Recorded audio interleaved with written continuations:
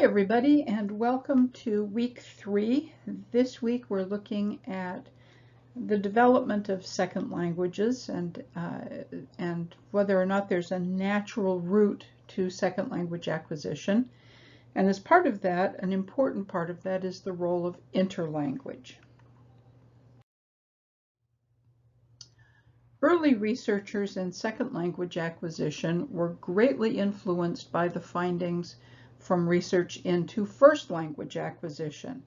Now that field had really exploded after Chomsky produced his hypothesis about the universal grammar and the acquisition device. Researchers started looking at how do little children acquire their native language. And what they found was that no matter what language was being learned, there was a very predictable sequence of acquisition. That children pass through different stages of development as they learn their first language, and that those stages are identical pretty much no matter what language the child is learning. So researchers in second language acquisition began to wonder if the same thing might be at play with second language learning. Is there, in fact, a natural route to second language acquisition? And because they were looking at language, and because there was a real field that had emerged under first language acquisition, second language acquisition researchers based their research on the methods of first language acquisition study as well as the findings of that research. And what they found early on was that there are in fact many similarities between first and second language acquisition. That just as first language learning follows a very predictable sequence, so too does second language acquisition in naturalistic settings, and that is true for both children and adults. The early studies were known as morpheme studies. Now, a morpheme is the smallest meaningful part of a word. So in English, the word horse is one morpheme, but the word horses is two morphemes, horse plus plural. So the morpheme studies would look at one single aspect of grammar. How did learners learn to make plurals? How did they learn to say no? How did they learn to ask questions? How do they learn how to embed a secondary clause inside of a primary utterance? These are known as negation, interrogation, and relative clause formation. And those are the three aspects that were most studied, especially in the early studies. But negation has remained the primary area that's been investigated. At the same time, these were longitudinal studies, which means they looked at a single learner or a small group of learners over a period of time, a year, 2 years, 3 years, sometimes quite a bit more. And what the researchers found is that there are, in fact, predictable sequences for learning negation, interrogation, and relative clause formation. Now, these early studies all looked at English as a second language learners. But what they found was that these sequences were predictable no matter what the learner's age was, because some studies looked at children, others looked at adults. And they also looked at a variety of people with different native languages, all of them learning English, but the native language could be Spanish, Chinese, Arabic, Japanese, Persian, German, or Norwegian. And they found that no matter what language the person spoke as their native language, they still followed the same sequences when learning English. And if it was true that someone learning whose native language was Spanish followed the same sequence as someone whose native language was Chinese and someone whose native language was Arabic, that shows that there are absolute universals happening here. Because those three languages are all vastly different from each other and belong to three different language families. There have also been subsequent studies that looked at how native English speakers acquire a language, and they also go through predictable stages when they're learning French or German or Chinese. So the predictable stages here, I've used Hebrew as our example, is looking at negation. So in stage 1, the learner knows the word lo. Sometimes that is the only answer that you get to a question, but they also have learned how to show possession. Yesh li. Yesh lecha kelev? Ken yesh li kelev. Yesh lecha kelev? Lo. In the second stage, they learn how to use lo with the rest of a declarative sentence. How to say, I don't want to do something, I didn't read something, whatever it is that they want to indicate. They learn how to use lo with a full sentence, but they often get the word orders mixed up. So instead of saying ani lo rotze, they will say lo ani rotze. The third stage is one in which they learn how to use the correct order within a sentence. So they learn how to say ani lo rotze, ani lo karati, whatever it is that they're trying to say they didn't do. But they are also going to try to use lo to show that they don't possess something. So you will hear them say lo yesh li. Yesh lecha kelev? Lo yesh li kelev. Lo yesh li. Which is completely not correct. And only in the fourth stage do they master the use of ein instead of lo yesh. So these are predictable sequences, and they hold true across the board for different languages being studied by learners of different native languages.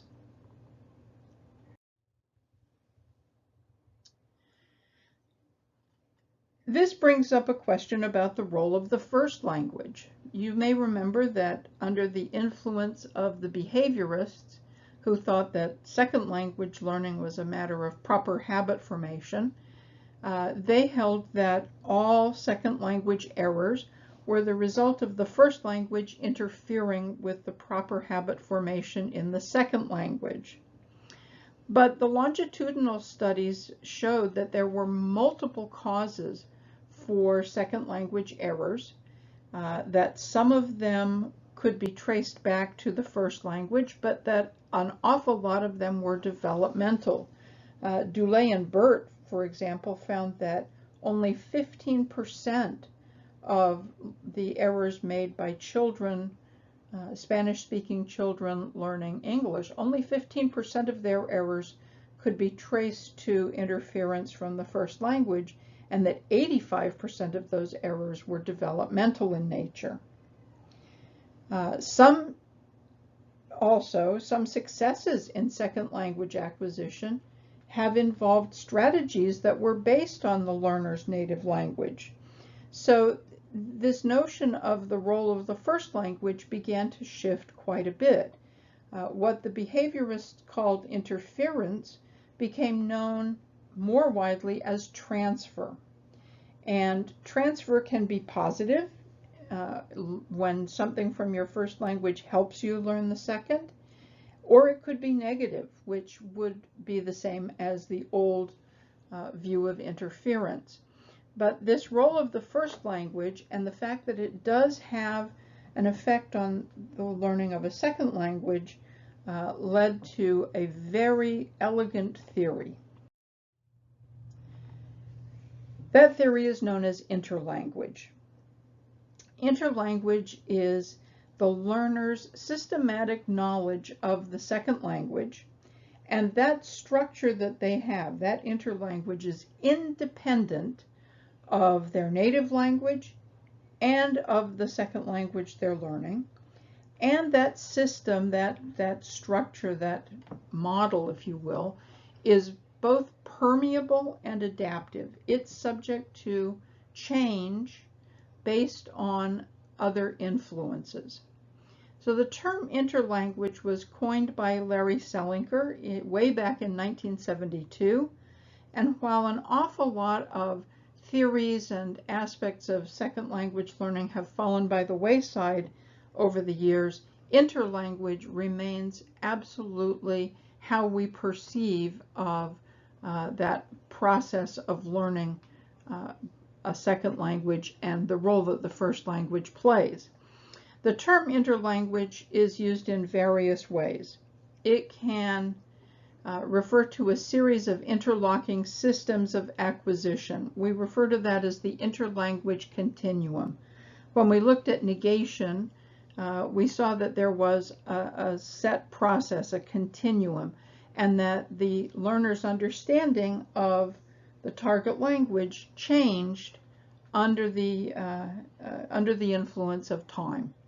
That as they got more experience, saw more input, became more comfortable with it, their system would evolve. Interlanguage can also mean one stage of development over one particular item. It's what can be observed at a particular stage, and that is known as an interlanguage, that one stage. And it can also be used to apply to the relative similarities and differences in different combinations of first and second language. So the term has been used in multiple different ways, but those are the three most important. So how interlanguage develops is really quite fascinating. As I noted, it's permeable, it's dynamic, but it is also systematic. So there are three things that really influence interlanguage at every phase. One of them is first language knowledge, how well the learner understands their own first language, how adept they are with it, how well versed in it they are. Then there is second language input, the kind of input that they hear, the kind of data that they have to work with, be it things that they hear or things that they read, but the amount and quality of the second language material that they're studying, known as input. And the third aspect that can influence it is metalinguistic knowledge. This is knowledge about how languages work in general or in particular. So, for example, learners generally know, if they're native English speakers, they know that word order in English is critical. That's how grammatical relationships are expressed. But they may also know that other languages express those relationships differently. European languages tend to use case endings. That's for sure true of French and German, that there are cases and that the case will tell you what the grammatical relationship of the word is. Or there are languages like Hebrew that use kind of a modified word order, although Hebrew word order is very flexible compared to English, not quite as flexible as German, and that the relationship of a direct object, for example, is marked by a specific marker, the word et. If the learner has that kind of metalinguistic knowledge, that languages can operate in different ways, and maybe even has experience with various different systems, that kind of knowledge will help foster their interlanguage and help them move along the interlanguage continuum. It's also true that learners make use of very specific strategies as they're learning a language. One of them is language transfer. We talked about that. One of them is overgeneralization. This is when a learner knows a general rule about something and tries to apply it in all situations, including those where it doesn't work. My favorite example of this, my friend from when I was a student at the University of Haifa, a friend of mine was in like a level 2 Hebrew class. His teacher asked, "Ech nosim liYerushalayim?" how do we travel to Jerusalem? And he proudly answered, Efshar linsua leYerushalayim ba'otobus o b'sherutim, not realizing that the word sherut, which meant a shared taxi, literally a sherut is a service, but in Israel, a sherut, singular, is a shared taxi, where you pay a flat fee to be taken from one city to another. But sherutim also has a very specific meaning bathrooms, and that you could not use the word sherutim to refer to more than one sherut. So that is known as overgeneralization. A third category of strategies that learners use is transfer of training. You take a class in the language and the teacher gives you some information about how the language works, and you are then able to transfer that to your interlanguage and make use of it. That is transfer of training. We also know that there are specific learning strategies for learning a second language, and individual learners have their own favorite strategies. And there are also second language communication strategies. Learners learn to communicate in very unique ways, and they bring those different strategies into play in different ways. So these things can influence how one language learner differs from another. Explorations of interlanguage and its development led to a rethinking in terms of the role of errors. First language acquisition research had held up that first language errors result when a learner tests a hypothesis. The learner wants to say something, needs to communicate something, and they're not quite sure how to do it necessarily, so they come up with a trial utterance based on whatever language they have had, what they've been exposed to, and they try it out. And the error results when this trial utterance doesn't really conform to the rules of the language. So I have here this wonderful cartoon. I really love this particular cartoon where the little kid says, I putted the plates on the table. And mom naturally corrects him and says, you mean I put the plates on the table? And the kid says, no, I putted them there all by myself. Because here the child has overgeneralized, putted, right? ED is how you say something in past tense.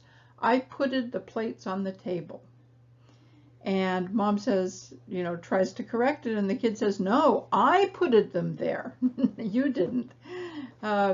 This is the result of the child testing a hypothesis about how past tense is going to work. Corder held that this same process is also true in second language acquisition, and that errors are not wrong and not things that need to be corrective, but really are a window into the stage of acquisition of the learner or of the strategies that the learner is using. In the case of the cartoon here, obviously the strategy being used is overgeneralization. And it tells you what stage of first language acquisition this kid is in. So errors really give teachers insight into both where the learner is and what strategies the learner might be using. One note about the cartoons. You'll see at various points that I will put in kind of humorous little cartoons to illustrate a point. This is in an homage to my 5th grade teacher, Mr. Turner. He was my science teacher in 5th grade. And that year we were studying physical science. So he would show us these, videos, these films. This was all done by film projector of like a baseball flying through a piece of glass. And in slow motion it would show how the impact of the ball caused the crack formation and the shattering and how the glass sprayed out based on the force of the throw on the ball and so on.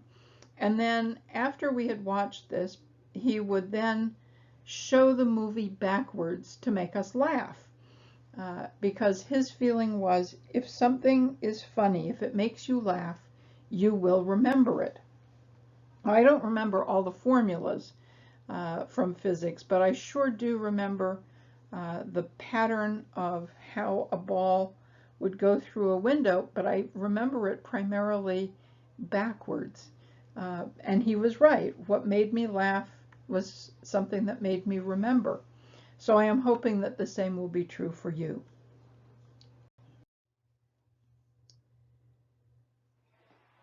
As I mentioned, there have been 3 grammatical subsystems that have been studied most extensively: negation, interrogation, and relative clause formation. The early researchers found that accuracy order was highly similar. In other words, children and adults both got to be accurate in the same, they developed in the same order, and that was true no matter whether they were in a classroom or a naturalistic setting. But subsequent research has found that both the kind of environment that the learner is in, whether it's a classroom or learning on the streets, and the learner's first language do influence the accuracy order, but the sequence of acquisition remains similar. So in other words, there may be differences in how one learns to be an accurate speaker depending on what your first language is and depending on what the second language is, but the stages, the overall stages of acquisition, the sequence, remains the same. Subsequent research has looked at different aspects of language acquisition. They've looked at phonology or pronunciation, and what they have found is that there is a general trajectory for acquisition of pronunciation, but that learners tend to draw on first language pronunciation for second language, especially in the early stages, and especially true for adult learners. Adults tend to have more of a problem with mastering phonology than children do. This is one of the findings of all that research on age. The one aspect that adults really are at a disadvantage in is the area of pronunciation. And it is also one of those things that supports the notion of a critical period, that there seems to be a critical period for pronunciation. Anyway, not all of the differences between first and second language pronunciation are equal. So for example, in English there is no ch, and an awful lot of learners struggle with making a ch. But English does have the sound ts, pizza, bets, Betsy, let's, and so on. But what English lacks is that ts sound from tzadi in the beginning of a word. It can only be found in the middle or at the end of a word. And so an awful lot of native English speakers have huge trouble learning how to say something that begins with the tzadi, tzedek, tzedakah, and so on. That sound seems to be really hard for English speakers at the beginning, even when they can do it very easily in the middle and at the end of a word. In that regard, the similarities between systems don't always benefit the learner. Learners need to be aware of how their own native system works, and they need to be able to differentiate it from how the second language works. It is tough. I mean, once once you know that a person is struggling, say with the sound "ts" at the beginning, you have to kind of employ the strategies that speech pathologists use. And that is very time consuming, and it takes a long time for the learner to master it, but they can learn how to make those sounds. So the other thing that they have found is that learners perceive differences before they can produce them. So you have to be able to hear the difference in the sound before you can actually make it. There has also been studies looking at the acquisition of vocabulary known as lexis, as in lexicon. And in these instances, researchers have found that you have to look at two aspects. One is the breadth, how many words the learner knows, and also at the depth, and that is how well do they know specific terms and how those terms might be interconnective. Here again, they have found that receptive knowledge precedes production, that you have to be able to hear it first or read it first before you can actually produce that sentence or that word and use it appropriately. And that frequency is really crucial, that items that occur often are acquired much earlier than items that are less frequent. And learners have to be able to access words, not just in general, but they have to be able to do it really fast. They have to be able to gain access to the word and its meaning almost instantaneously. To that end, researchers sometimes talk about overlearning. That is, being able to put one's finger on something really rapidly means you haven't just learned it, you have overlearned it. They have also noted that words can be acquired both formally and directly, or incidentally. And in incidental learning, they can be acquired through reading, where you come upon an unfamiliar term and you are able to derive its meaning from context. What they have predicted is that learners have to be able to understand 95% of a text to be able to figure out the remaining 5% from context. And they can also learn incidentally through conversation. They probably can learn it more quickly through conversation than through reading, because in addition to the other words that provide context, conversations usually provide environmental context as well, in the form of items that you can hold up, or explanations that can be made, or gestures, and so on and so forth. And learners also draw a lot upon their first language and make really good use of cognates. Cognates are words that are the same in both languages, or they're very similar.